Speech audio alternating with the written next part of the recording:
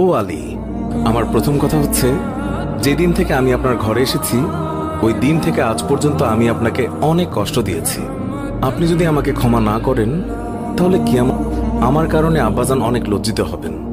বলেন, আপনি আমাকে ক্ষমা করলেন কিনা? আলী রাদিয়াল্লাহু তাআলা আনহু তিনি তখন উত্তরে বললেন, ইয়া ফাতেমা, তুমি কি বলছো এগুলো? আমি তোমার যোগ্য ছিলাম না।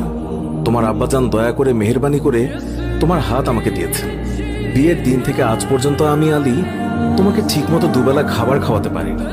ও ফাতিমা, তুমিই বলো, আমাকে ক্ষমা করেছো কিনা? তুমি যদি ক্ষমা না করো তাহলে আমাকেও কিয়ামতের দিন কঠিন শাস্তি ভোগ করতে হবে। ও আলী, আপনার সাথে আমার দ্বিতীয় কথা হলো, আমি মারা যাওয়ার পর আপনি বিয়ে করে নেবেন দুনিয়ার যে কোনো মহিলাকে আপনার পছন্দ মতো। আমি আপনাকে অনুমতি দিলাম।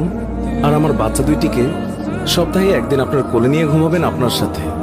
আমার তৃতীয় কথা হলো, হাসান হুসাইন যখন বড় হবে তখন তাদের দুই ভাইকে আল্লাহর রাস্তায় সুপর্দ করে দেবেন এবং আমাকে রাতের বেলায় দাফন করবেন।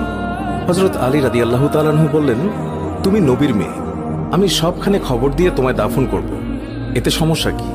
হযরত ফাতেমা রাদিয়াল্লাহু তাআলা আনহা তিনি এর উত্তরে বললেন, আমার কাফনের উপর দিয়ে সবাই অনুমান করবে নবীর মেয়ে কতটুকু লম্বা ছিল, কতটুকু স্বাস্থ্যবান ছিল, এতে আমার পর্দা ভঙ্গ হবে। মা ফাতেমার মৃত্যুর পর তার লাশের খাটিয়া বহন করার মানুষ মাত্র 3 জন ছিলেন, হযরত আলী রাদিয়াল্লাহু তাআলা আনহু এবং ছোট হাসান এবং হুসাইন রাদিয়াল্লাহু তাআলা আনহু। হযরত আলী ভাবছেন যে লাশের খাটিয়া বহন করার আরো একজনের প্রয়োজন হবে, তাহলে 4 কোণায় 4 জন কাঁধে নিতে পারবেন। এমন সময় হযরত আবু যর গিফারী রাদিয়াল্লাহু তাআলা আনহু তিনি হঠাৎ করেই উপস্থিত হলেন এবং খাটিয়ার কোণা বহন করলেন। হযরত আলী প্রশ্ন করলেন, হে আবু যর, আমি তো কাউকেই বলিনি, তাহলে আপনি জানলেন কিভাবে? তখন হযরত আবু যর গিফারী রাদিয়াল্লাহু তাআলা আনহু বললেন, আমি আল্লাহর রাসূল সাল্লাল্লাহু আলাইহি ওয়াসাল্লামকে স্বপ্নে দেখেছি। তিনি বললেন, হে আবু যর, আমার ফাতেমার লাশ বহন করার জন্য লোকের অভাব, তুমি তাড়াতাড়ি চলে যাও। ও আলী, আমাকে তো হুজুর সাল্লাল্লাহু আলাইহি ওয়াসাল্লাম আসতে বলেছেন, তাই আমি এসেছি। তোমরা তো আমাকে বলনি। রাতে এসে রাসূলুল্লাহ সাল্লাল্লাহু আলাইহি ওয়াসাল্লাম তিনি স্বপ্নে বলে গিয়েছেন।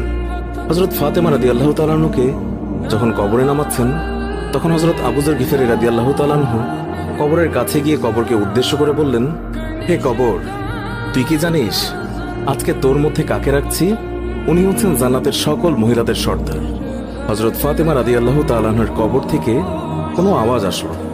তিনি আবারও বললেন, উনি হাসান এবং হুসাইনের আম্মাজান। এবারও আগের মতো কোনো আওয়াজ আসলো। তিনি আবার পুনরায় বললেন, উনি হচ্ছেন হযরত আলী রাদিয়াল্লাহু তাআলা আনহুর স্ত্রী। তারপরও কবর থেকে কোনো আওয়াজ আসলো না।